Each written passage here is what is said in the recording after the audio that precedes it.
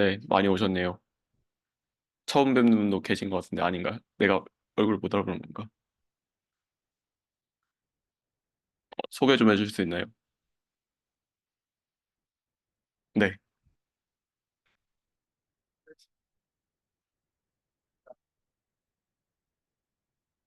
성함이 어떤? 아, 제 수업 들으시는 분이.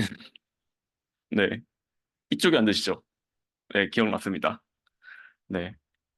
사실 의료인공지능에서 다룰 내용이라서 그냥 미리 듣는다는 느낌으로 그리고 나중에 이제 의료인공지능 들으시면 복습한다는 느낌으로 하시면 될 것 같아요.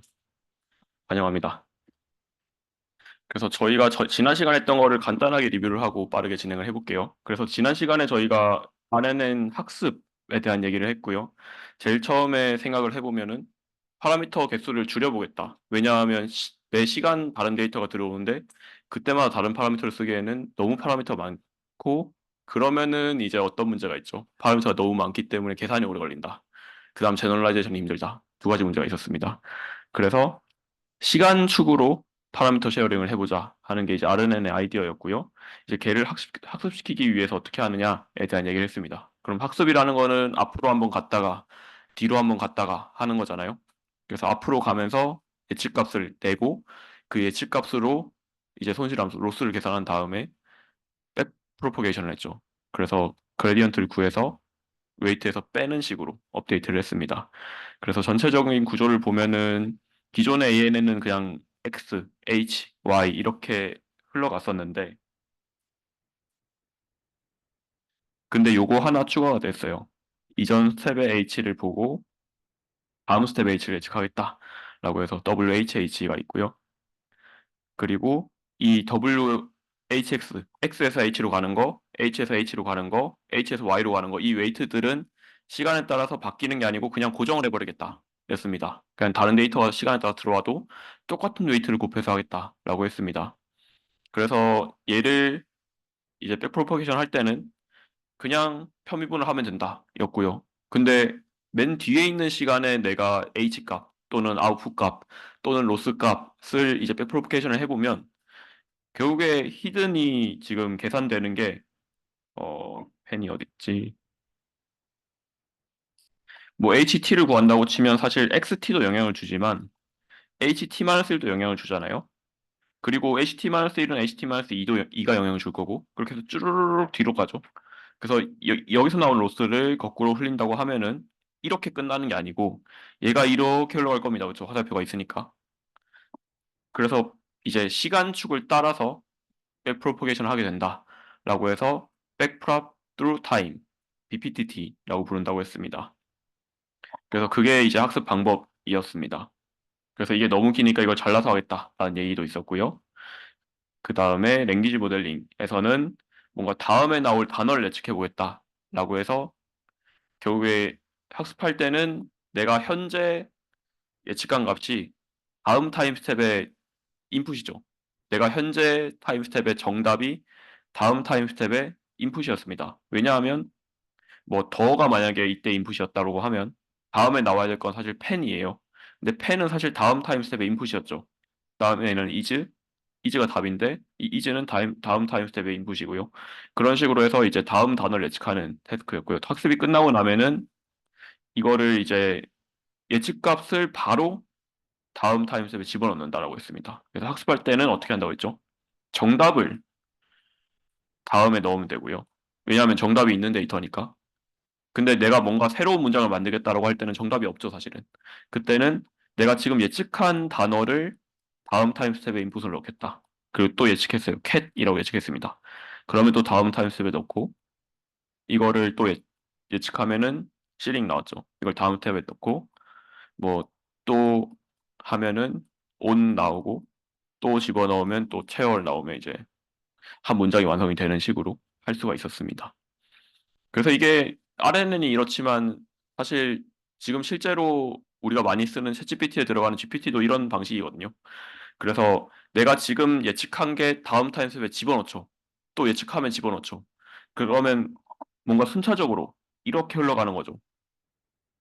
그리고 시링을 먼저 만들 수는 없습니다. 그렇죠? 제일 처음에 하고 그다음 cat 해야 다음을 만들 수 있어요. 순차적으로 해야 되죠. 그래서 이 구조를 뭐라고 하냐면 오토 리그레시브라고 하고요.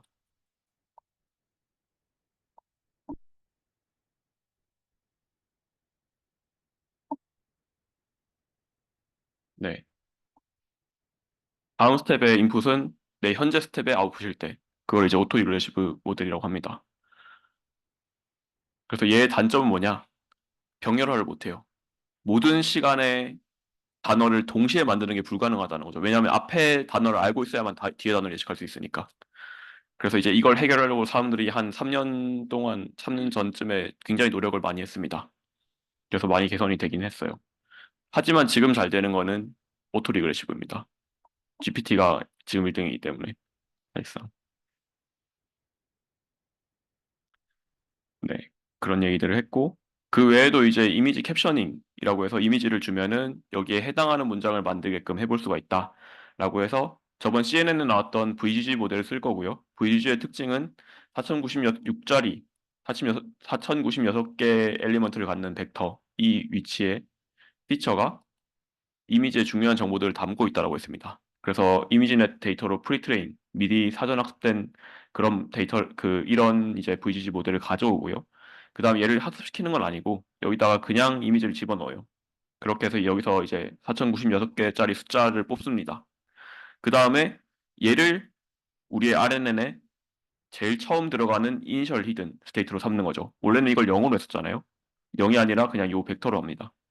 그 다음에 이제 다음 타임 스텝에는 이제 현재 예측값이랑 이제 뭐 이 현재 히든을 같이 웨이티드 썸 해가지고 구하고 이런 식으로 쭉 가는 거죠. 그러면은 이 H1에 이미지 정보가 담겨 있기 때문에 이미지 정보가 끝까지 이렇게 흘러가겠죠. 그래서 이미지 정보가 반영된 문장이 만들어질 겁니다. 그게 이제 이미지 캡셔닝이고요. 실제로 해보면 되게 재밌습니다. 생각보다 잘 돼요. 그래서 네, 그렇습니다. 그래서 가능하면 여러분들이 이걸 만들 수 있는 기회가 있었으면 좋겠다라는 생각을 하고 있습니다. 네, 그래서 저번 시간에 요거 했었고, 그 다음에 3페이지 정도 했었는데, 그 내용이 뭐였냐 하면요.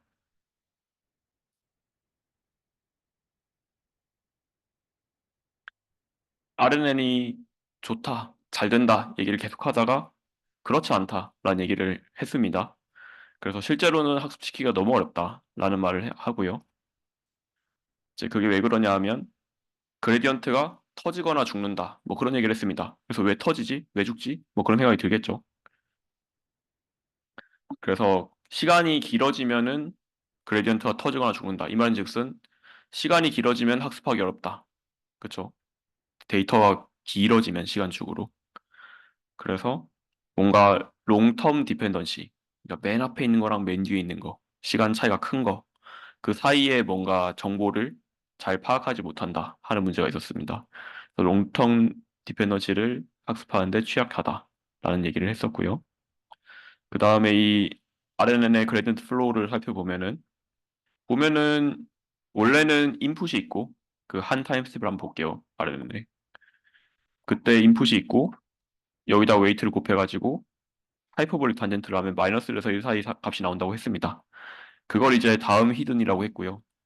그 다음 히든을 구할 때는 현재 히든이랑 그 다음 인풋 해가지고 다시 이 W 곱하고 뭐 그렇게 했었죠. 그래서 W가 계속 곱해지는 형태입니다. 그렇죠? 근데 문제는 뭐냐? 얘를 뒤로 갈 때가 문제라고 했죠. 여기서 W가 계속 곱해져요. 그 구조를 생각해 보시고 우리가 어떤 두 개 값이 곱해지는 형태가 forward라고 하면 만약에 A랑 B가 곱해지는 형태다. 그리고 이제 C가 나온다고 칩시다. C는 A 곱하기 B예요. 근데 얘를 거꾸로 흘린다고 하면은 이 방향으로 흘리면 이제 C를 뭐 B로 미분한다고 하면은 A가 나오죠. 요거를 이제 B로 미분하면 이거 지워지니까 1차식이니까. 그 다음에 C를 A로 미분하면 어떻게 되죠? C를 A로 미분하면은 A에 대해서 1차식이죠. 개수는 B고 그럼 B만 남죠. 그래서 B로 미분하면 A가 남고 A로 미분하면 B가 남는다. 라는 말은 그리고 체인룰은 계속 곱하는 식이죠. 그래서 내가 이쪽 방향을 택하면 반대쪽에 있는 값을 곱하면서 가는 거고요. 내가 이쪽 방향을 택하면 반대쪽에 있는 B를 곱하면서 가는 거죠. 그래서 내가 선택하지 않은 방향에 있는 값을 곱해서 거꾸로 진행이 된다 하는 특징이 있다는 걸 배웠었습니다. 그래서 이걸 생각하시면서 이 구조를 다시 한번 살펴보면은 우리가 원하는 그레디언트 방향은 이쪽이에요. 그렇죠? 네. 네. 그래서 쭉 가다 보면은 이제 x에다가 w를 곱해서 이게 될 거고 이제 h에도 그림이 좀 제 생각에 안 예쁜데 이제 ht 빼기 1에서 ht로 갈 건데 여기다가 일단 w 하나 곱하죠. 그 다음에 xt가 있고 여기도 w 곱합니다. 이 w는 이제 xh라고 했고 이 w는 hh라고 불렀어요. 그래서 ht를 구할 때는 이 두 개의 웨이트를 곱하게 되는데 근데 내가 BPTT를 하게 되면 시간축으로 이렇게 가는 거잖아요. 그렇죠? 근데 이제 HT에서 HT-1로 간다 칩시다. 이렇게.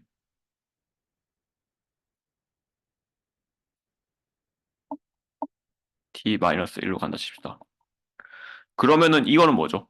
HT-1에다가 WHH 곱하면 HT가 되죠. 뭐 더하는 건 무시하고요. 더하기는 어차피 미분하면 다 지워지니까. 더하기 숫자는. 그래서 이걸 구하면 실제로 이게 나옵니다. 그렇죠? H랑 WHH를 곱해서 HT가 되는 구조이기 때문에 여기서 1로 백프롭을 하려고 하면 WHH가 나오죠. 근데 이걸 뒤로 또 가면 어떻게 되죠? T 빼기 1에서 T 빼기 2로 가면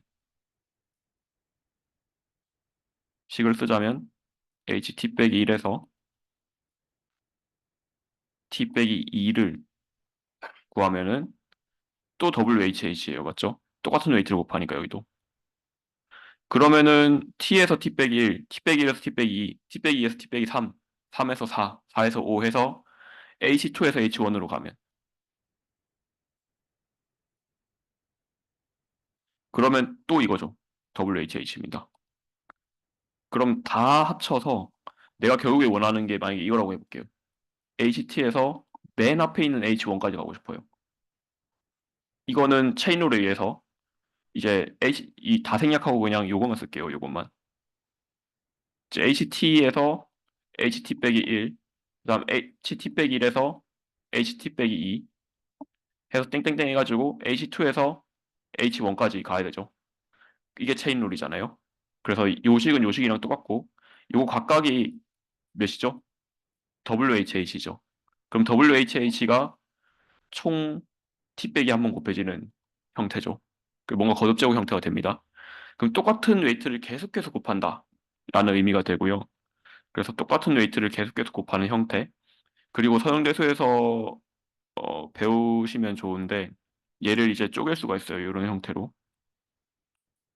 그래서 여기는 이제 아이겐 벡터들이 모인 매트릭스고요.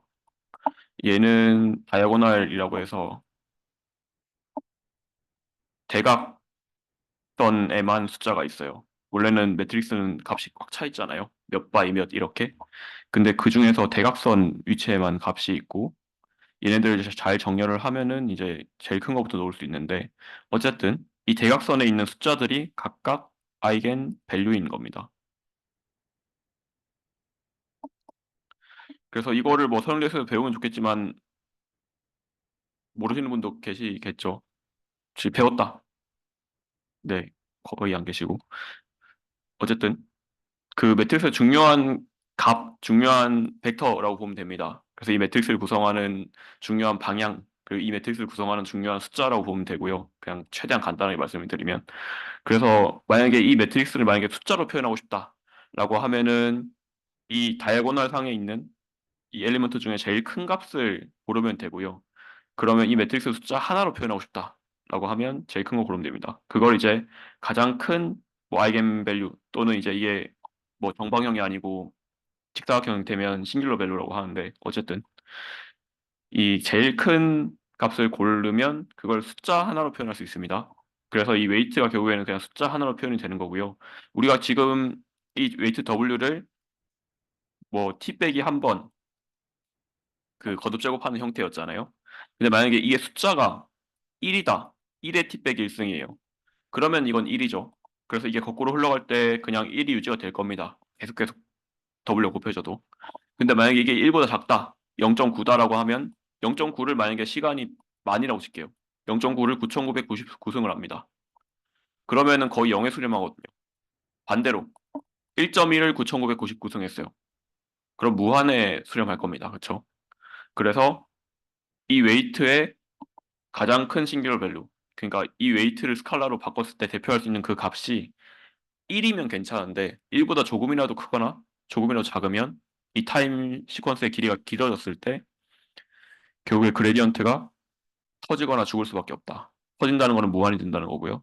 죽는다는 건 0이 된다는 겁니다. 그쵸? 그래서 그런 문제가 있다까지 하면 이제 복습이 다 된 것 같아요. 네. 어, 둘 다 이제 뭔가 그 숫자로 표현할 수 있는 거긴 한데요. 결국에 이제 매트릭스 자체는 선형적으로 뭔가 공간을 그 뭐라고 해야 되나요? 네, 그쵸. 선형적으로 뭔가 뒤트는 거잖아요, 공간을. 할 수 있는 게 이제 그 돌리거나 늘리거나 그 정도를 할 수 있는데 선형적이라고 하면은. 근데 이제 그걸 할 때 그 변화하는 사이즈가 이제 결국에는 이 싱귤러 밸류거든요. 내가 이게 2가 되면 두 배로 늘리는 거고 공간을 1이 되면 안 늘리는 거죠, 사실상. 그래서 그 관점에서 봤을 때 이제 그 그레디언트에 곱하는 이것도 결국에는 이 스페이스를 얼마나 늘리고 줄이느냐이기 때문에 그래서 싱글별을 쓰는 것 같습니다. 제 생각은 그렇습니다.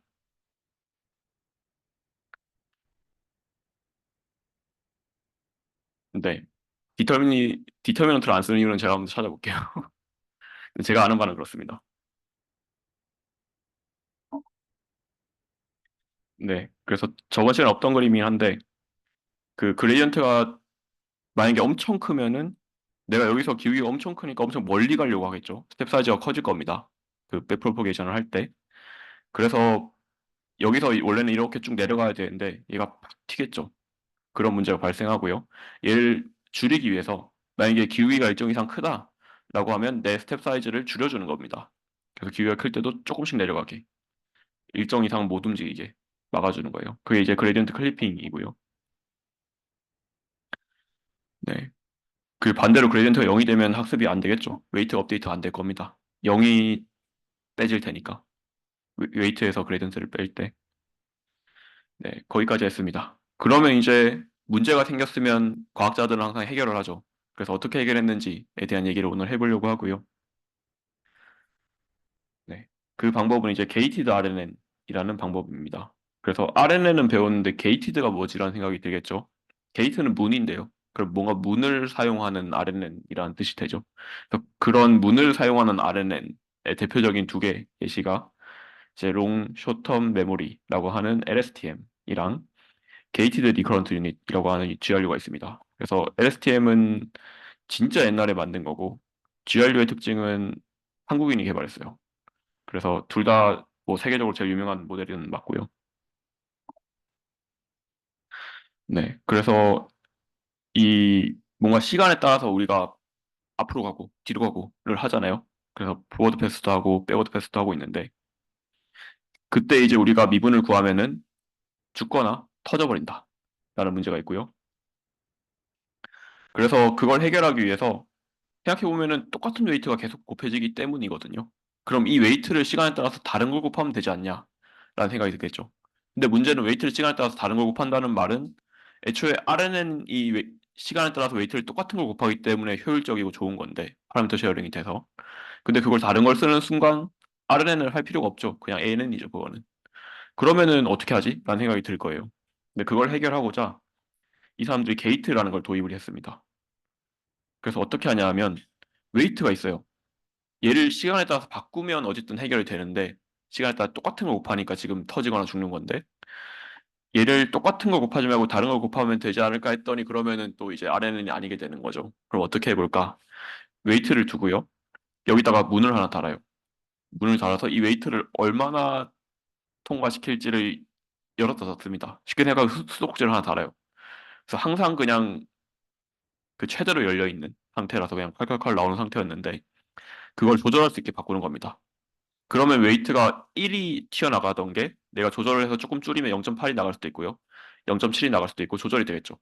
그런 식으로 하면은 각 시간에 따라서 각 타임스텝에 대한 웨이트 값이 실제로는 그대로지만 내가 거기다가 이제 게이트 이걸 열고 닫고를 조절하면은 계산될 때는 조금씩 다른 값들이 계산될 때 될 거예요. 그렇죠?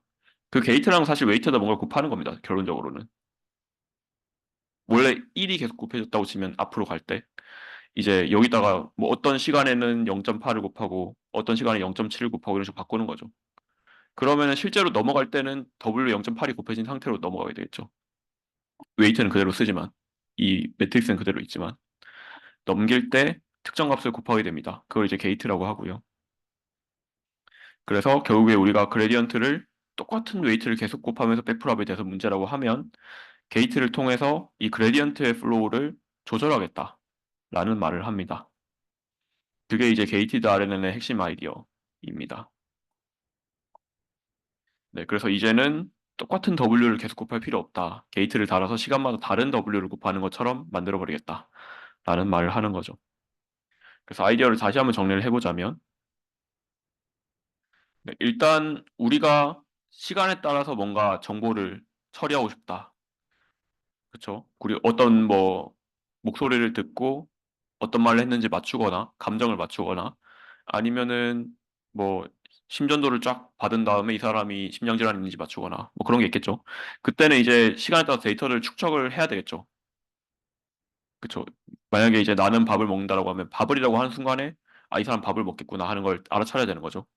더 정보를 시간이 지나도 계속 유지하면 축적을 해야 될 거고요. 다만 이제 데이터가 이미 만약에 쓰였어요. 그래서 앞으로 필요가 없습니다. 근데 이제 계속 갖고 가면 문제가 있죠. 그런 상황이 있을 수가 있고요. 그때는 어떤 게 필요하죠? 까먹어야 돼요. 그쵸?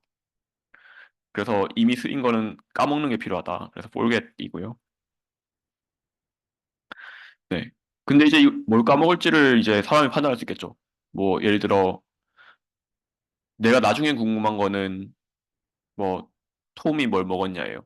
근데 만약에 뭐 제인이 빵을 먹는다 해서 받았어요.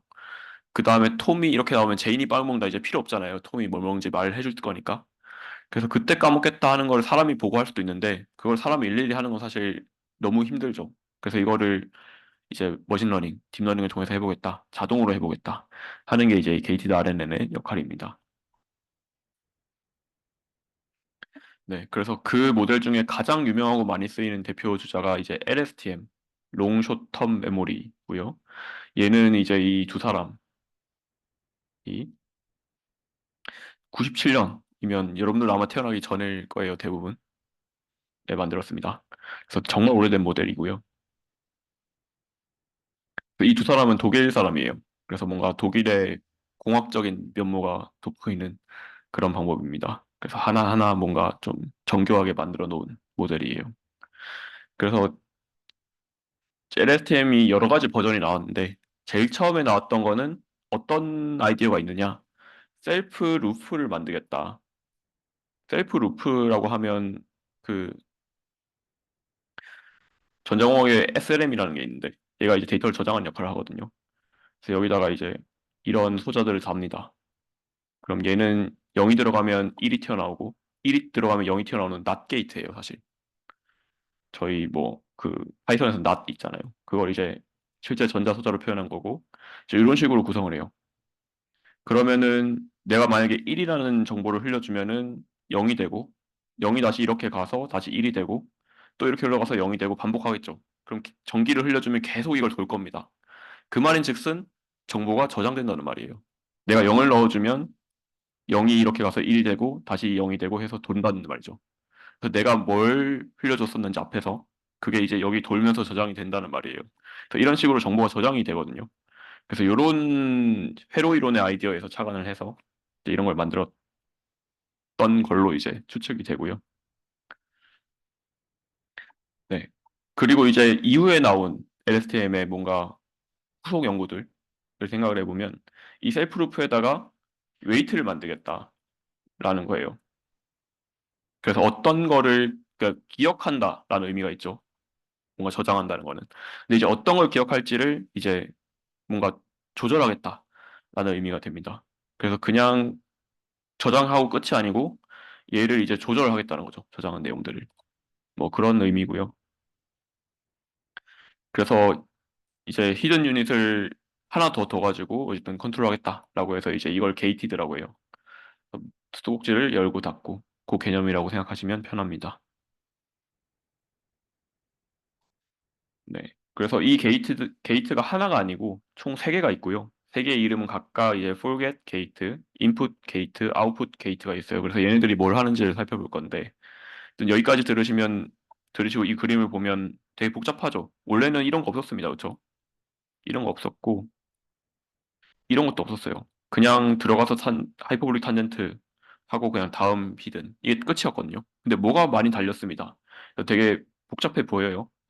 그래서 하나하나 천천히 살펴보면 좋을 것 같습니다. 그래서 얘를 이제 어디에 쓰는지 생각을 해보면 뭐 이제 시계열을 다루는 거의 모든 데 다 쓸 수 있습니다. 그리고 여러분들이 뭐 당장 뭔가 프로젝트를 하거나 뭐 시계열 데이터에 맞닥뜨렸다. 뭐 음성 신호나 아니면은 또 뭐가 있을까요? 뭐 심전도, 뇌파 뭐 이런 걸 받았다고 치면 당장 적용할 수 있습니다. 그냥 이 모델을 통해서. 그래서 시계열을 처리할 때 고민 없이 써볼 수 있는 좋은 방법이고요. 네, 그래서 천천히 한번 살펴볼게요. 이 LSTM은 결국에 RNN의 단점을 극복하겠다라는 의미이기 때문에 뭔가 롱텀 디펜던시, 그 시계열의 길이가 길 때 앞의 정보를 잘 잊어버리지 않고 잘 학습할 수 있게끔 그렇게 학습하는 방법이 됩니다. 그래서 긴 시간에 따라서 흘러오는 정보를 기억해야 된다라고 볼 수가 있고요. 그래서 이제 이게 이 LSTM 네트워크의 기본적인 그 행동입니다. 그래서 기존의 RNN은 그레디언트가 너무 잘 죽어요. 너무 잘 까먹습니다. 그래서 그 까먹는 걸 해결하자라는 말은 이제 기본적으로 긴 시간의 데이터들을 잘 기억해보자라는 게 되겠죠. 그래서 기존의 RNN을 생각을 해보면 데이터 X 들어오죠. 그 다음에 뭐 웨이트 곱하고 해가지고 하이퍼볼릭 탄젠트 썼고요. 0에서 1 사이로 만들어주는 거. 그 다음에 이거를 이제 다음 히든 스테이트 해가지고 아웃풋도 구하고 그렇게 했습니다. 그렇죠? 그래서 이 RNN 셀 하나에 인풋과 아웃풋을 생각해보면 인풋은 데이터, 현재 타임 스텝의 데이터, 아웃풋은 뭐 현재 타임 스텝의 히든, 그리고 이걸로부터 뭐 예측을 또 할 수 있고 그런 구조예요. 굉장히 단순한 구조가 시간에 따라서 반복된 형태죠. 우리가 이 시간에 따라서 이걸 펴면 그런 형태고요. 이 LSTM도 똑같습니다. 사실 안에가 복잡하게 생겼어요. 그쵸? 차이가 좀 크죠? 근데 이걸 멀리서 보면은 그냥 XT를 받아가지고 HT를 만드는 거예요. 그래서 인풋이랑 아웃풋이 똑같죠. 그래서 입출력 관점에서 보면 그냥 똑같습니다. 그래서 우리가 만약에 뭐 여러분들이 코드를 짠다, 아니 맨날 코드를 받아가지고 뭔가 더 추가를 한다, 거나 뭐 일을 하는데 선배가 한 거를 봤는데 RNN으로 짜놨다. 근데 RNN 별로인 거 이제 다 알잖아요. 그러면은 RNN 셀이라고 적혀 있는 그 코드 줄을 LSTM 셀로 고치기만 하면은 잘 돌아갈 것이다. 라고 말할 수 있겠죠. 왜냐하면 입력과 출력이 똑같으니까.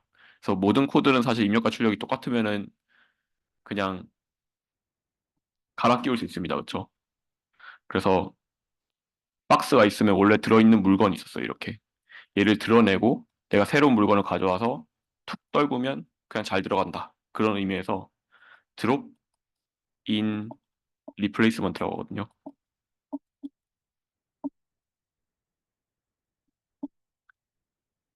네, 그래서 뭔가 새로운 걸로 교체할 때 그냥 입출력이 똑같으니까 그거 빼버리고 내가 가져온 새로운 거 그냥 툭 떨궈서 놓겠다라는 의미예요. 그래서 여러분들이 뭐 코딩을 하시거나 할 때 많이 볼 수 있는 용어입니다.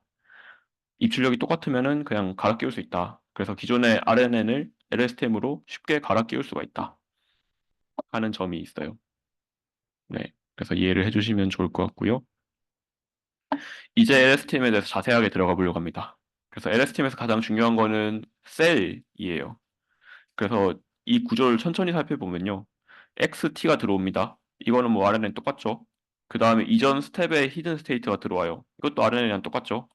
그 다음에 어떻게 해가지고 현재 스텝의 히든 스테이트를 구합니다. 그것도 똑같아요. 근데 차이가 뭐죠? 뭐 F도 보이고 I도 보이고 C 틸다도 보이고 O도 보이고 뭐가 많이 보이는데 제일 중요하게 보이는 거는 제가 봤을 때 이거예요. C가 추가됐습니다. 그쵸? 그래서 이 C가 이제 셀이라는 이름으로 불리는 거고요. 그래서 기존에 우리의 RNN을 생각을 해보면 이 리커런트 뉴럴넷의 리커런스, 뭔가 반복되는 구조가 시간에 따라서 반복이 되고 뭐가 반복이 되느냐를 생각해보면 이 H 값이 시간에 따라서 계속 업데이트가 되면서 시간이 흘러가는 시기였어요. 그래서 그거를 뭐 리커런스라고 부릅니다. 근데 이제 이 LSTM 셀에는 두 개의 리커런스가 있어요. 그래서 뭔가 기존의 H가 시간에 따라서 변하는 거, 시간에 따라 변하는 거를 이제 인터널 리커런스, 아우터 리커런스라고 하고요. 여기 있네요. 그 외에도 하나가 더 있어요. 그게 C입니다. C도 이제 시간에 따라서 계속 바뀌어요. 그래서 이게 LSTM 셀 내에서 뭔가 계속해서 시간에 따라 변화한다. 라는 의미로 인터널 리커런스라고 해요. 네, 그래서 인터널 리커런스가 있는 뭔가 리커런스가 두 개 있는 구조죠. 그래서 저희가 코딩할 때 생각해 보시면 for 루프를 짜잖아요. for 어쩌고 짰어요. 근데 그 다음 그 밑에 하나 더 반복하고 싶어요. for 어쩌고 짜죠. 그러면은 포문이 두 개 들어가 있잖아요. 이런 구조. 이거를 nested for라고 하죠. for loop이라고 하는데 어쨌든 이게 이제 밖에서 도는 이제 for loop가 있고 안에서 도는 for loop가 있어서 안에서 한 바퀴 돌면 밖에 하나 바뀌고 안에서 또 한 바퀴 돌면 밖에 하나 바뀌고 이런 구조잖아요. 그래서 이제 그거랑 비슷합니다. 얘도 이제 인터널 리커런스라는 게 있고 그리고 아우터 리커런스라는 게 있어서 두 개의 리커런스를 갖는 셀이다라고 보시면 좋을 것 같습니다. 네, 그래서 각각의 이 LSTM 셀은 기존의 RNN이랑 인풋 아웃풋은 똑같아요. 그래서 드롭인 리플레이스먼트를 할 수 있습니다. 근데 보면 훨씬 더 복잡하죠. 그리고 다양한 뭐 게이트라고 하는 것들이 들어있어요. 그래서 거기에 이제 F, I, O 이 세 가지인데요. 그 중에서 이제 얘네들 말고 C라는 게 또 보이고 이 C라는 게 이 인터널 리커런스를 담당하는 셀 스테이트라고 하는 겁니다. 그래서 기존에 우리의 X도 벡터였고요. H도 벡터였죠. 이 C도 벡터 형태예요. 그래서 여러 개의 값들이 하나의 벡터를 이루는 형태로 이제 주어집니다.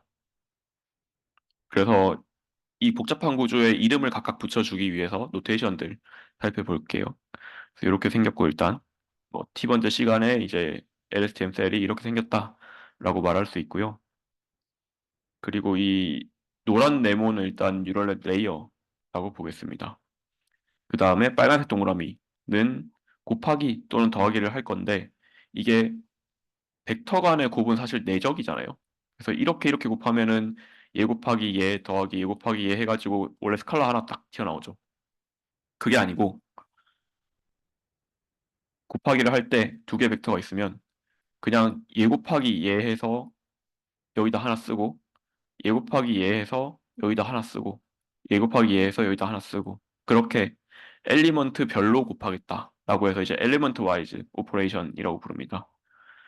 그래서 이런 내적이 아니고 그냥 진짜 첫 번째 거끼리 곱하고 두 번째 거끼리 곱하고 더하기도 첫 번째 거끼리 더하고 두 번째 거끼리 더하고 이런 식으로 한다고 이해해 주시면 될 것 같아요.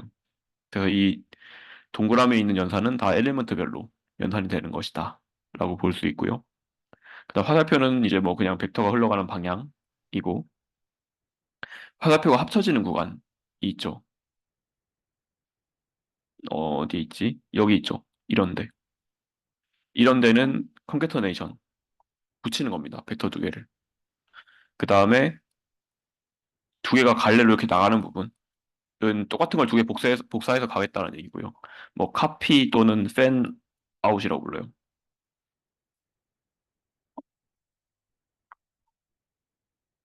네, 그래서 이렇게 이름을 붙이겠습니다. 그래서 엘리먼트 와이즈 오퍼레이션 한다라고 하면 이렇게 원소별로 곱하겠다.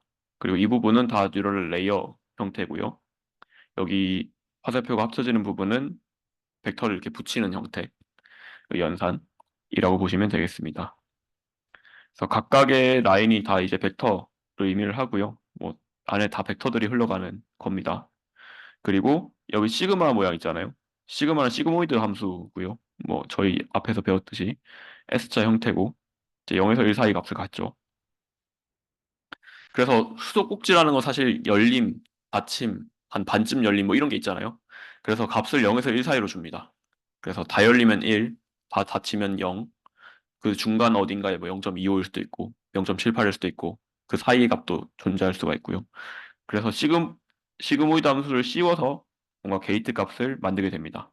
그래서 0에서 1 사이 값을 갖도록 만들어주는 역할을 하고 그 다음 하이퍼볼릭 탄젠트는 그 RNN에서 배웠듯이 뭔가 정보를 흘려줄 때 쓰는 거고요.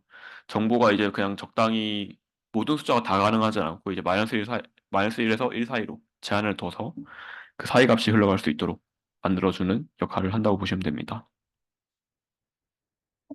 네, 그렇고 셀 스테이트에서도 하이퍼볼릭 탄젠트가 있거든요. 근데 이제 얘는 언제 쓰이느냐? 셀 스테이트가 이렇게 벡터로 있잖아요. 그 원래 이제 히든의 경우에는 반드시 각각의 값들이 다 마이너스 1에서 1 사이였어야 했어요. 그쵸? 근데 여기서 셀 스테이트, 이 H 말고 C의 경우에는 이게 뭐 96.5 이것도 가능합니다. 근데 다만 내가 한 스텝 한 스텝 건너갈 때마다 이 C가 업데이트 되잖아요. C1, C2, C3 이렇게 업데이트 될 때 이 변화할 수 있는 양이 96에서 바로 0이 될 수가 없고요. 96.5에서는 아무리 많이 줄어들어도 95.5까지만 줄어들 수 있어요. 96.5였으면 아무리 많이 커져도 97.5까지만 커질 수 있어요. 그렇게 이제 뭔가 변동되는 양에 그 제한을 두는 겁니다. 그래서 한 스텝 만에 너무 많이 바뀌지 않게 그렇게 제한을 두는 역할로서 이 하이퍼볼릭 탄젠트를 쓰기도 합니다. 네. 그렇게 이해하시면 이 셀 스테이트는 값이 0, 마이너스에서 1 사이일 필요는 없다, 반드시. 근데 한 타임 스텝이 지나갈 때마다 변화할 수 있는 양이 마이너스 1에서 1 사이만 변화할 수 있다. 변화량이 그렇다. 라고 하면 이해가 되시죠? 네. 그래서 우리가 기존에 히든 구할 때 요거 배웠죠, 지난 시간에. 그냥 RNN에서 히든 구하는 식입니다. 근데 이제 이렇게 쓰기 너무 거추장스러워서 좀 간단하게 써보려고 노테이션을 바꾸려고 해요. 어떻게 바꿀 거냐 하면 이렇게 바꿀 겁니다. 원래는 WHH라는 벡터가 있고 여기다가 이제 HT-1이라는 걸 곱할 거고요. 그쵸? 음, 네. HT-1을 곱할 거고 그 다음에 더하기 WHX가 있고요. 그리고 이제 XT가 있죠. 이렇게 곱하고 그 다음에 뭐 BH를 더하겠다. 이렇게 있잖아요. 근데 이렇게 쓰면 너무 거추장스러우니까 이거를 하나로 합쳐버릴 거예요. 이 두 개를. 어떻게 합치느냐? 이렇게 합칩니다.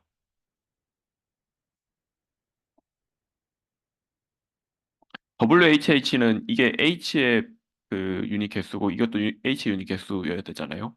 그 매트릭스 사이즈가. 그래서 이게 WHH고 그 다음에 여기는 H 유닛 개수고 여기는 X 유닛 개수예요.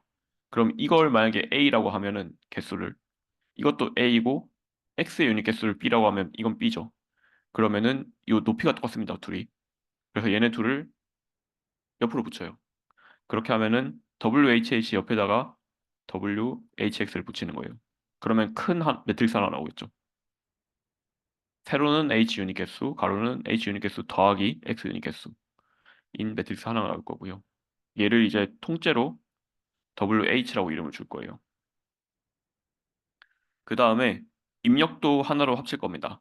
원래는 요 벡터 이렇게 두 개가 있었는데 얘를 바꿔서 원래는 H 벡터 그 다음에 X 벡터 이렇게 두 개가 있었는데 얘네들을 이렇게 붙일 거예요. 그러면은 요 매트릭스랑 요 입력을 그냥 둘이 내적을 하면은 이렇게 계산하는 거랑 똑같거든요. 실제로 계산해 보면. 그래서 하나의 매트릭스랑 하나의 벡터를 곱하는 형태로 바꿀 겁니다. 원래는 두 번 해야 되죠. 한 번으로 바꿀 거예요, 그거를. 그러면 좀 더 식이 예뻐져서 그렇게 했습니다. 그러면 이렇게 좀 더 짧게 쓸 수 있죠. 이 대괄호 콤마 이렇게 있는 게 둘이 붙였다는 뜻이고요. 네. 그래서 별건 아니고 그냥 표기법을 조금 바꾸겠다. 좀 더 짧게 쓰겠다라는 말입니다. 너무 기니까.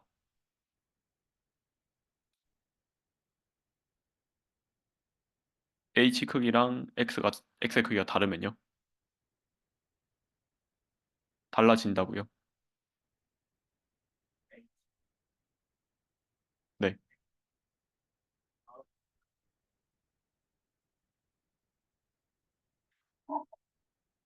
어, 잠깐만요. H 크기가 10이라고 해볼게요.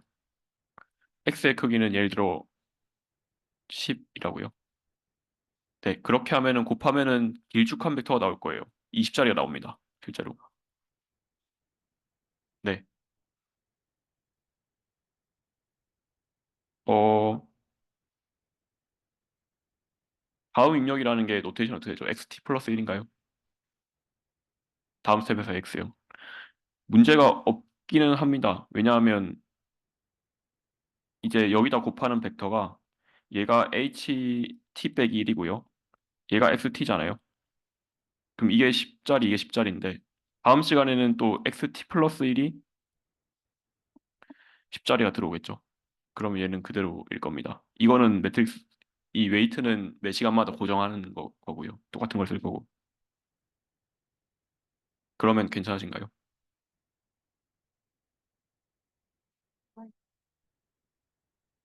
아, HT-1이 20이 된다고요? 어, 아닙니다. 이걸 연산한 다음에 네, 10으로 합칠 거예요. 그게 왜 그러냐 하면 이쪽이 입력 차원이고 이쪽이 출력 차원이거든요. 매트릭스를 곱할 때. 근데 원래는 입력 10, 출력 10짜리, 입력 10, 출력 10, 그다음에 입력 10, 출력 10을 각각 구해가지고 출력 10짜리 벡터 두 개를 더했어요. 그럼 출력 10짜리가 나오겠죠. 근데 여기는 입력 20에 출력 10입니다. 그럼 한 번 곱하면 출력 10짜리 하나 딱 튀어나오죠. 이해되시죠? 그래서 출력 크기는 똑같다. 네, 됐고요. 그래서 계속 말하지만 이제 키는 셀 스테이트다. 그래서 셀 스테이트를 어떻게 생각할 수 있느냐라고 하면은 뭔가 컨베이어 벨트입니다. 그 시간에 따라서 쭉 지나가요. 그리고 이제 뭐 공장의 컨베이어 벨트를 쭉 지난다고 하면은 작업자들이 조금 조금씩 바꾸죠.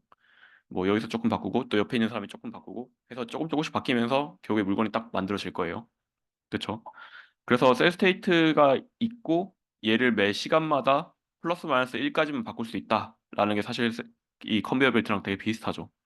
시간이 쭉 흘러갈 때 내가 이 물건을 조금 조금씩만 다듬어서 최종 결과물이 나오게 하겠다라는 거니까 그 점에서 되게 비슷합니다. 그렇죠? 그래서 셀 스테이트는 사실상 뭔가 리니어한 뭔가 인터랙션만 할 수 있다. 그리고 변화량이 플러스 1에서 마이너스 1까지만 가능하다라는 점에서 되게 비슷합니다. 그렇죠?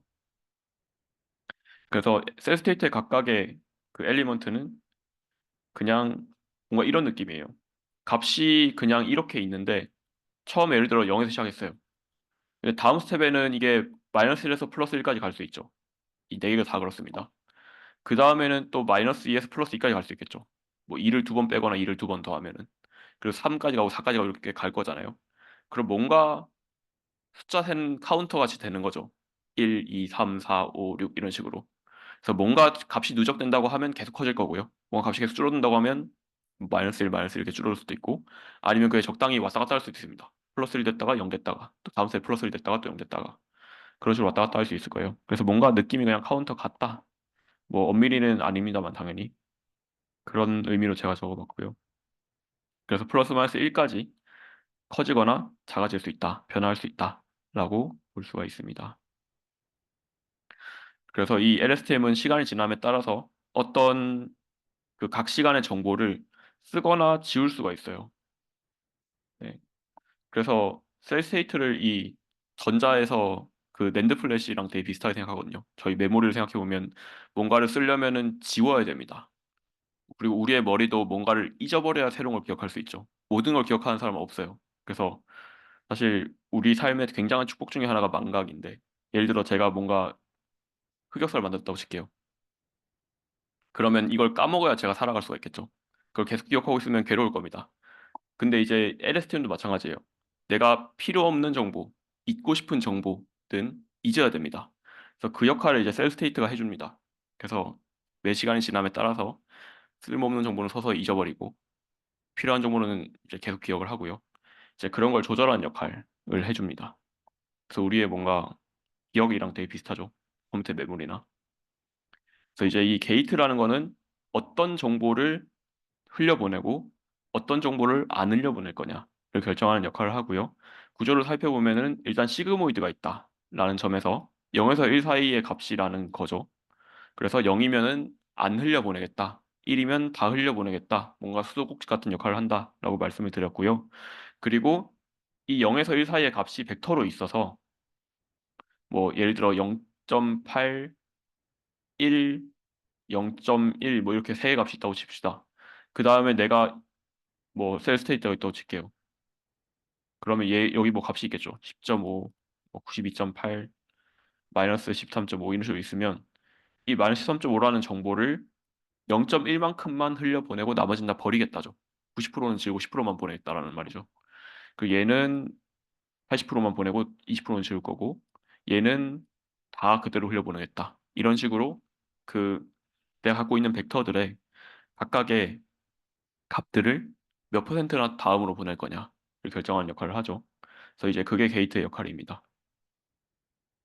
그래서 시그모이드를 쓰는 이유는 뭐 이미 말씀드렸지만 다시 한번 말씀을 드리면은 0에서 1 사이 값을 갖기 때문이고 0을 이제 이 게이트의 값으로 삼으면 뭔가 그 엘리먼트 와이즈로 곱하기 때문에 그래서 내가 곱해지는 숫자를 아예 0으로 만들어 버려서 다음으로 보내지 않겠다라는 뜻이고요. 1이라고 하면 그 값을 그대로 다음으로 보내겠다라는 뜻입니다. 그래서 수도꼭지 역할을 한다. 계속 말씀드리고요. 그래서 일반적인 LSTM은 총 3개의 게이트를 갖고 있어요. 그래서 forget 게이트, input 게이트, output 게이트 이렇게 세 가지가 있습니다. 네. 그래서 이 세 가지 게이트가 어떻게 동작하는지 그렇게 해서 이제 최종적으로 LSTM이 어떻게 동작하는지에 대해서 천천히 한번 살펴보려고 합니다. 그래서 첫 번째는 일단 우리는 뭔가를 잊어버려야 한다. 그래서 잊어버리는 것에 대한 게이트예요. 그래서 이름은 forget 게이트고요. forget은 잊어버리다죠. 근데 실제로 이제 값이 0에서 1 사이로 나오면 얘를 곱할 거기 때문에 실제로 얼마나 안 잊어버릴 건지를 결정하는 거예요. 사실 not forget gate인데 실제로는. 어쨌든 각각의 우리의 이전 타임 스텝의 셀 스테이트가 있어요. 뭐 C t-1이라고 하겠습니다. 그리고 이전에 이제 히든 뭐 HT-1이랑 현재 인풋이 있을 거예요. 그러면 내가 이전에 히든이랑 현재 인풋을 보고 이 내가 저장하고 있는 이 셀 스테이트의 값을 얼마나 흘려보내고 얼마나 지울 건지를 결정을 합니다. 얼마나 잊어버릴 건지를 결정을 해요. 그렇게 해서 0에서 1 사이 값으로 0이면은 이 그 ct-1이라는 벡터의 뭐 특정 엘리먼트를 다 지워버리겠다라는 뜻이고요. 1이면은 그대로 다음으로 보내겠다. 다음 타임으로 보내겠다라는 말이 됩니다. 그래서 식으로 쓰면 이렇습니다. 이전의 히든이랑 현재 인풋을 보고 뭐 여기다가 웨이트 곱하고 바이어스 더해가지고 결국에 뭔가 인공지능을 하겠다는 거죠. 그렇게 해서 0에서 1 사이 값으로 만들고 그 0에서 1 사이 값들이 있는 벡터가 있어요. 얘는 당연히 셀 스테이트랑 사이즈가 똑같아야 되죠. 각각에 대해서 곱할 거니까 나중에. 그래서 얘가 이제 0과 1 사이 값을 가져서 나중에 셀 스테이트랑 곱할 수가 있다라고 할 수가 있습니다. 그래서 이제 얘를 활용하는 거를 이제 뭐 랭귀지 모델링에서 생각을 해보면 이런 사례를 생각할 수가 있어요. 우리가 다음 단어 예측하는 그 지난 시간에 배운 그런 상황인데 뭐 예를 들어 문장이 하나 있다고 칩시다. 뭐 존이 뭐 밥을 먹었다 이렇게 말을 했다고 칠게요. 그러면은 만약에 이제 그 문장에서 나오는 뭔가 인물의 뭐 성별 정보를 저장한다라고 할게요. 그러면 존은 뭐 남자라고 해볼게요. 그러면 남자라는 정보가 이 세이프 스테이트에 저장이 돼야 되고요. 만약에 이게 계속 흘러가다가 이제 존은 없어요. 떠났습니다. 그리고 만약에 제인이라는 사람이 들어왔어요. 그러면 이제 제인이 뭐 식탁에 앉았어요. 이렇게 문장이 나오기 시작해요. 그리고 뭐 제인이 뭘 한다 이렇게 나오기 시작하면은 그럼 존의 정보는 잊어버려야 되죠. 그래서 존에 해당하는 이 메일, 남성이라는 정보를 잊어버리고 이제 제인에 해당하는 뭐 피메일이라는 정보를 담아야 될 겁니다. 그래서 이 셀 스테이트가 뭐 이렇게 벡터가 있고 우리가 알아볼 수 없는 숫자들로 구성되어 있지만 이 숫자 어딘가에 그 남성이라는 정보가 숨어 있을 거거든요. 우리가 해석이 불가능하지만. 그래서 거기다가 이제 0을 곱해가지고 다음으로 보내면 이게 0이 되면서 깨끗하게 지워지는 거죠. 그럼 이제 여기다가 우리가 그 female이라는 정보를 쓸 수가 있을 겁니다. 그렇죠? 그래서 이런 식으로 메모리를 지우고 그 새로운 정보를 덮어 씌우듯이 동작할 수가 있습니다. 그래서 그 역할을 할 때 삭제해주는 역할을 하는 게 이제 forget gate고요. 그 다음에 두 번째로 스텝 2로 가면 이제 지웠어요. 그럼 이제 새로운 걸 써야죠. 라고 생각이 들겠죠. 그래서 새로운 걸 쓰는 역할을 하는 게이트입니다. 그래서 마찬가지로 시그모이드로 만들어서 0에서 1 사이 값을 해줄 거고 이제 얘는 뭐라고 이름을 붙이냐면 인풋 게이트라고 이름을 붙여요. 근데 이제 인풋 게이트도 아까 forget 게이트를 이게 엘리먼트 와이즈 곱 연산의 그 기호거든요. forget 게이트랑 아까 셀 스테이트를 엘리먼트 와이즈 곱해서 했잖아요. 그 말인즉슨 셀 스테이트에서 뭘 지울 거냐를 결정을 했어요. 그리고 인풋 게이트도 내가 0에서 1 사이 값으로 정하면은 forget 게이트랑 이렇게 엘리먼트 와이즈 곱을 할 겁니다. 그쵸? forget이 아니고 잘못 얘기했네. 셀 스테이트랑 엘리먼트 와이즈를 곱을 할 겁니다. 식으로 쓰면은 현재 인풋 게이트랑 이제 셀 스테이트를 이렇게 엘리먼트 와이즈 곱을 하겠죠. 근데 그러면은 얘도 0에서 1 사이 값이고 이 forget 게이트도 0에서 1 사이 값이잖아요. forget 게이트가 사실 뭘 안 잊어버릴지랑 인풋을 인풋 게이트를 생각해보면 뭘 다음으로 보낼지는 똑같은 말 아닌가요? 라는 생각이 들겠죠. 사실 똑같은 의미죠. forget을 해서 지우겠다 라는 말은 0에서 1 사이로 해서 1이면 다음으로 넘기고 0이면 지우겠다라는 뜻이고요. 인풋 게이트도 생각해보면 1이면 다음으로 넘어갈 거고 0이면은 지워지겠죠. 그래서 역할이 똑같습니다. 그럼 똑같은 게 왜 두 개 있나? 라는 말을 할 수가 있는데 그 생각을 사람들이 했어요, 실제로.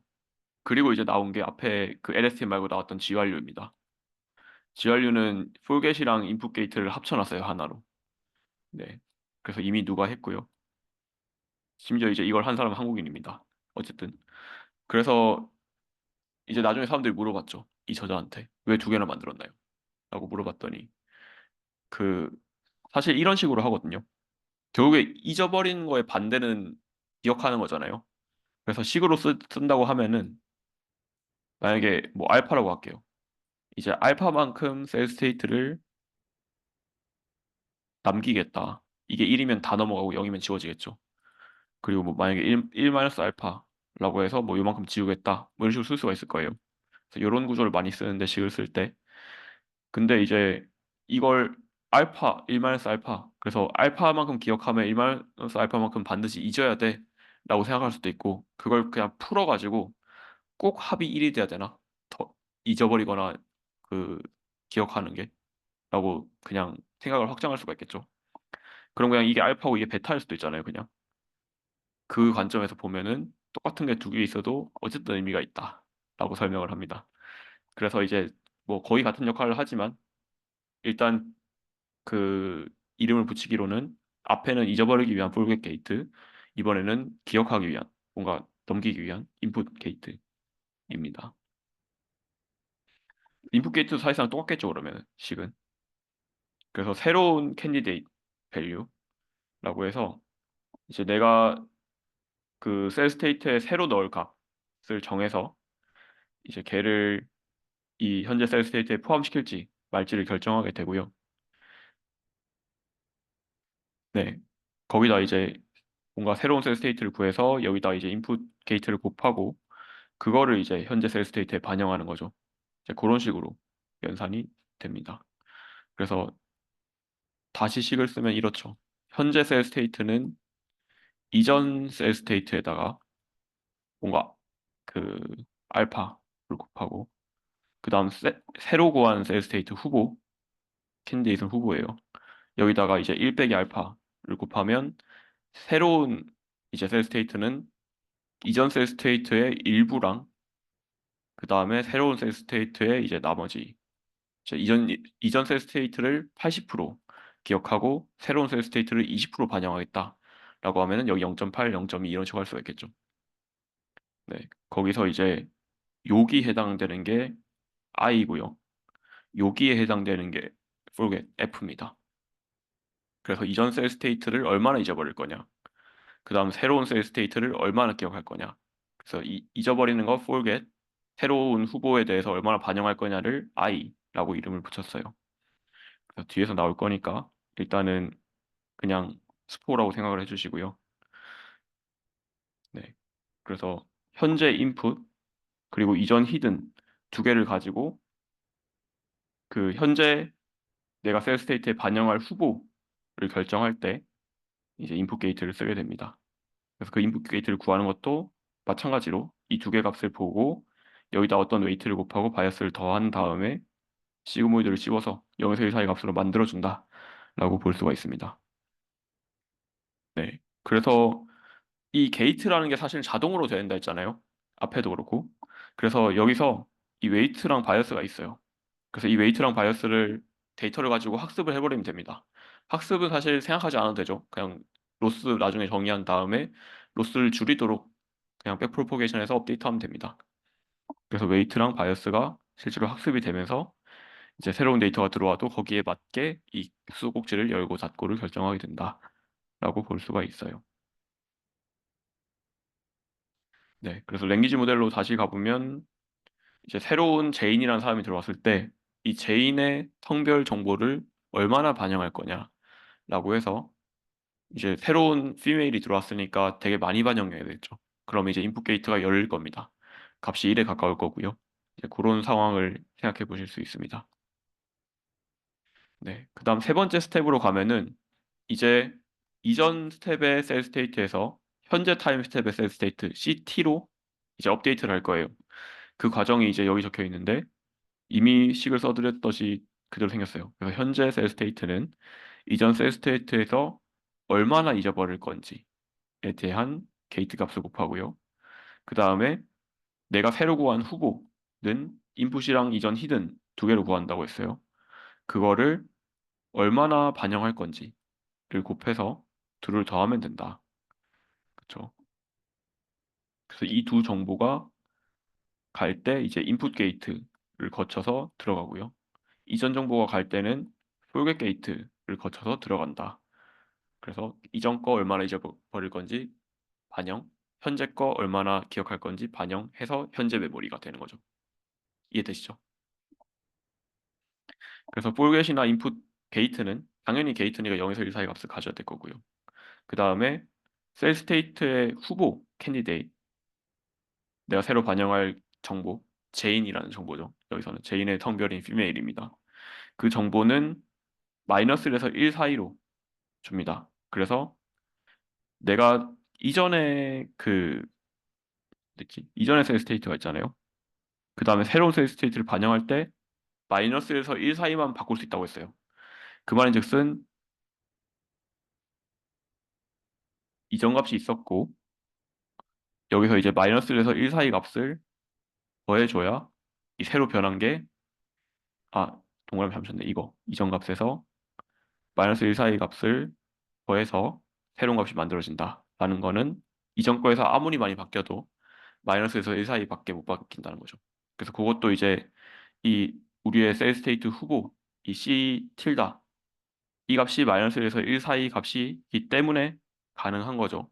그래서 이 C 틸다를 구할 때 마지막에 뭐가 필요하죠? 그러면 마이너스 1에서 1 사이로 만들어줘야 되니까 이게 필요합니다.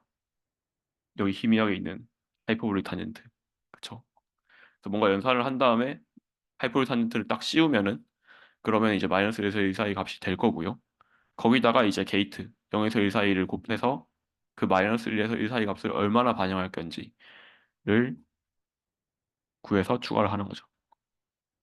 그러면 현재 셀 스테이트에서 요만큼 업데이트가 되겠죠.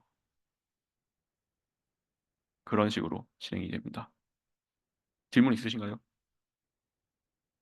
뭔가 복잡하게 생겨서 말을 하다 보니까 약간씩 꼬이긴 하는데 만약에 이해 안 되는 부분이 있으면 제가 다시 한번 더 클리어하게 설명을 해보겠습니다. 괜찮으세요? 네, 괜찮으시면은 계속해서 해보겠습니다. 그래서 여기서도 이제 랭귀지 모델링 사례를 가져와 보면은 이제 우리의 그 셀 스테이트 메모리상에 원래 이제 존이 있었는데 남성이었죠. 그 정보가 이제 셀 스테이트 타고 오다가 존은 이제 떠나버렸고 제인이 왔어요. 그래서 여성으로 바꿔야 됩니다. 그러면은 기존의 셀 스테이트에 있던 메일 남성이라는 정보는 0을 곱해서 지워버릴 거고요. 그다음 새로 들어온 후보 피메일이라는 정보는 1을 곱해서 더하겠죠. 그럼 메일이 지워지고 피메일이 들어가는 식으로 셀 스테이트가 업데이트가 될 거예요. 그 시기, 요 시기라고 볼 수가 있겠죠. 실제로 랭귀지 모델링에서는 그런 식으로 이 셀 스테이트의 값이 바뀌게 됩니다. 네. 그러면은 이제 마지막 스텝으로 넘어가서 이제 어떤 걸 아웃풋으로 낼지를 결정을 해야 되고요. 그 과정이 이제 아웃풋 게이트를 이용해서 하게 됩니다. 여기도 마찬가지로 0에서 1 사이 값을 쓰게 되고요. 그 다음에 현재 셀 스테이트에다가 아웃풋 게이트를 곱해서 이제 얼마나 이 셀 스테이트를 반영할 거냐를 결정하게 돼요. 1이면 셀 스테이트가 그대로 반영될 거고요. 그 히든에다가 0이면은 반영이 안 되겠죠. 네, 그런 방식입니다. 그래서 식이 나오나? 음. 아, 여기 있네요. 그래서 그 마찬가지로 게이트 구할 때는 항상 이전 히든이랑 현재 인풋을 가지고 구하고요. 그래서 얼마나 수도꼭지를 열지 결정을 합니다. 그러면은 현재 히든을 구할 때는 어떻게 구하느냐? 현재 셀 스테이트에다가 이게 사실 아무 값이나 다 된다고 했죠. 변화는 마이너스에서 1 사이만 되지만 값 자체는 뭐 91.5도 가능을 합니다. 계속 커지다 보면 그렇게 갈 수도 있죠. 근데 이제 이 히든, 우리의 RNN의 히든을 생각해보면 항상 마이너스에서 1 사이 값이어야 됐어요. 그래서 이 조건을 만족시키고자 이 셀 스테이트를 하이퍼볼릭 탄젠트를 한번 씌워요, 일단. 그러면 마이너스에서 1 사이 값이 될 겁니다. 그러면은 결국에 노멀라이즈 하는 느낌이에요. 값이 자유로웠는데 이게 마이너스에서 1 사이 값을 갖도록 압축을 딱 시켜주는 거죠. 그렇게 한 다음에 이 압축된 정보를 얼마나 히든 스테이트에 반영할 거냐를 수도꼭지를 통해서 결정을 합니다. 그 수도꼭지 이름은 아웃풋 게이트고요. 그래서 그 현재 셀 스테이트에 하이퍼볼릭 탄젠트 씌우고 그 다음에 아웃풋 게이트를 엘리먼트 와이즈 곱을 해서 현재 히든 스테이트를 만들어준다 라고 하면은 연결이 쫙 됐죠. 네, 그래서 게이트는 당연히 0에서 1 사이, 그 다음에 히든은 마이너스 1에서 1 사이 값을 가져야 되니까 여기 하이퍼볼릭 탄젠트가 들어간다라는 거 기억해 주시고요. 네, 뭐 또 랭귀지 모델링으로 오면 뭐 이런 게 있습니다. 내가 문장을 계속해서 만들어요. 다음 단어를 예측하라는 상황이죠. 그래서 내가 이제 다음 단어로 올 걸 예측을 해야 돼요. 뭐 예를 들어 내가 he라고 했어요. 그다음에 내가 다음에 하고 싶은 말이 만약에 play입니다. 근데 he에 이제 다음에 play 오면 사실 못 배우고 틀렸죠. 왜냐하면 s 붙어야 되니까. 3인칭 단수니까. 그래서 그 3인칭 단수라는 정보가 만약에 셀 스테이트에 들어있었다 라고 하면 그 3인칭 단수라는 정보를 끄집어 와야 되죠. 셀 스테이트에서. 그렇게 해서 히든 스테이트에 집어넣어야 히든 스테이트에서 그 다음 단어 예측할 때 그 3인칭 단수라는 정보도 포함이 될 겁니다. 그래서 셀 스테이트의 정보를 히든으로 보낼 때 그 아웃풋 게이트를 통해서 3인칭 단수라는 정보를 최대한 많이 보내려고 하겠죠. 그럼 그 아웃풋 게이트의 값은 1에 가까울 거고요. 이제 그런 상황을 생각해 볼 수가 있어요. 네. 그래서 앞에 배웠던 RNN이랑 LSTM을 비교를 해보자면 RNN은 똑같은 웨이트를 계속 곱합니다. 그래서 얘가 1보다 크면 터질 거고 1보다 작으면 죽을 거예요. 그렇죠. 그래서 색깔로 표시를 했어요. 처음에는 진한데 이게 점점 베니싱 됩니다. 0으로 수렴하는 거죠. 그런 문제가 있고요. 그레디언트가 죽는다. 근데 이제 LSTM의 경우에는 게이트가 있어서 이런 문제를 해결을 했고요. 이 그림을 보면은 동그라미 이렇게 각각 게이트가 3개씩 있는데요. 하나의 셀당 3개씩 있고요. 짝대기는 뭐 closed라고 하고 O는 open이라고 해보겠습니다. 그러면은 제일 처음 타임 스텝에 인풋이 들어오면은 이전 히든 레이어랑 현재 인풋을 받아서 뭔가를 이제 셀 스테이트를 만들고 걔를 이제 다음 히든으로 보낼 때는 다 지워버렸어요. 안 쓰겠다. 그 다음 스텝에서는 그 다음 스텝의 인풋이랑 그 전 스텝의 셀 스테이트를 가져와서 현재 인풋은 쓸모가 없다. 내가 기억할 필요가 없다. 라고 생각하면은 여기 닫아버렸죠. 그래서 기억 안 하고요. 그 다음에 이전 셀 스테이트는 기억해야겠다. 라고 해서 그 정보를 그대로 들고 왔습니다. 그 다음에 다음 시간에는 이것도 필요 없다. 또 다음 시간에 이것도 필요 없다. 라고 해서 기억한 것만 계속 들고 가고 있죠. 그렇게 하다가 일곱 번째 시간에는 뭔가 앞에 게 다 필요 없는 상황이 와버렸어요. 만약에 여섯 번째 시간에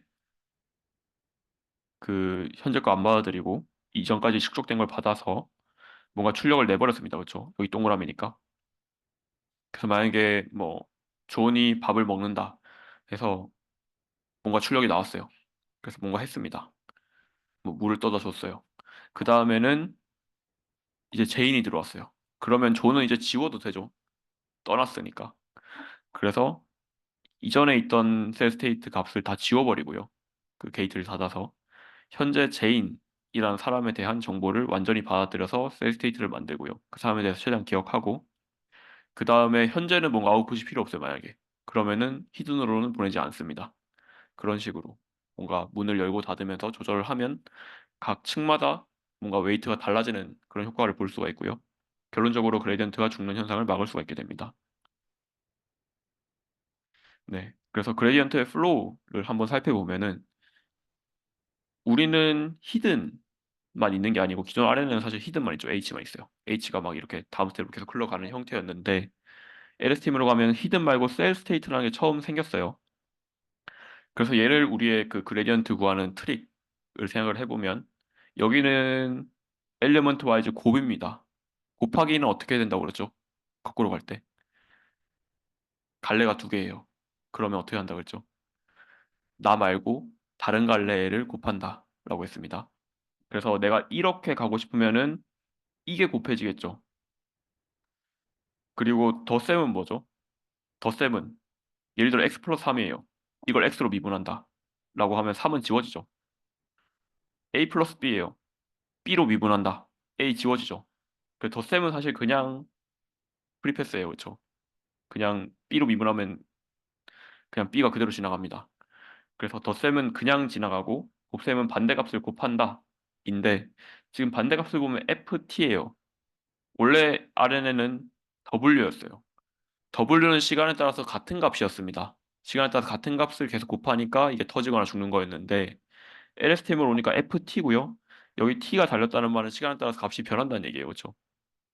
그래서 시간에 따라서 다른 값을 곱하면서 앞으로 간다라는 의미가 되죠. 그럼 이 셀 스테이트에 의해서 그 대해서는 그 시간에 대해서 백프로브를 할 때, 즉 BPTT를 할 때 시간에 따라서 계속 다른 게 곱해진다라는 의미입니다. 그래서 이 그레디언트 문제가 해결이 됐다라고 볼 수가 있겠죠. 그 얘기를 할 거고요. 그래서 굉장히 좋다라는 점이 일단 엘리먼트 와이즈로 곱하는 이런 연산이 있습니다. 이게 이제 계산을 할 때 원래는 여기서는 웨이트 매트릭스를 곱했어요. 그게 이제 웨이트 벡터 곱하는 그 공식에 의해서 했는데 그럼 계산량이 되게 많거든요. 근데 여기서는 그냥 엘리먼트 와이즈로 곱합니다. 그래서 훨씬 더 계산량이 적습니다. 그냥 원소 개수만큼만 곱하면 끝나는 거죠. 원소 개수만큼 5의 n 뭐 이렇게 말할 수가 있고요. 얘는 계산량이 사실 뭐 a 곱하기 b랑 b를 곱한다고 치면 이제 되게 커지죠. 네, 그게 첫 번째 장점이고 두 번째는 폴겟 게이트가 곱해지는데 이게 시간에 따라서 달라진다. 그래서 시간에 따라서 다른 값이 곱해진다. 라는 점에서 이 같은 게 곱해져서 생기는 그레디언트 플로우 문제가 해결이 된다. 라는 점이 있습니다. 결국에 우리가 처음에 RNN에서 봤던 그 문제가 이 게이트를 통해서 해결이 됐다라고 볼 수가 있는 거죠. 네. 그리고 이 그림을 천천히 보시면은 이제 이렇게 그레디언트가 흘러가잖아요. 원래는 이제 이렇게 흘러갔었는데 이 셀 스테이트가 없을 때는 이렇게 흘러가면서 매 시간마다 다른 걸 곱해주는 그런 백프로포게이션을 하고 있고요. 덕분에 이제 그레디언트가 되게 안 죽고 잘 흘러가게 됐죠. 근데 스킵 커넥션 저번에 기억해 보시면은 그레디언트 흐를 때 원래 이걸 하나하나 뚫으면서 갔어야 했어요. 그렇죠?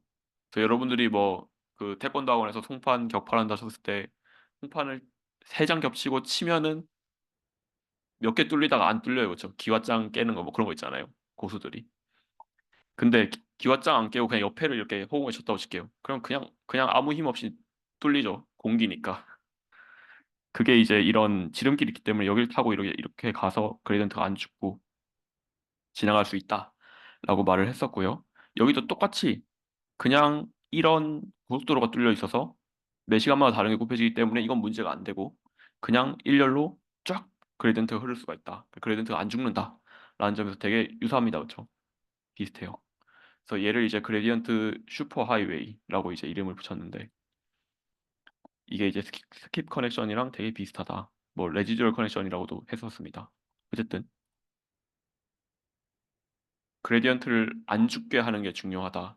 근데 CNN의 경우는 이걸 층 방향으로 깊게 쌓고 흘리다 보니까 이제 이런 문제가 생겨서 해결을 했는데 RNN은 꼭 층 방향으로 깊게 안 쌓아도 시간 방향으로 깊어지면 문제가 생긴다는 거죠.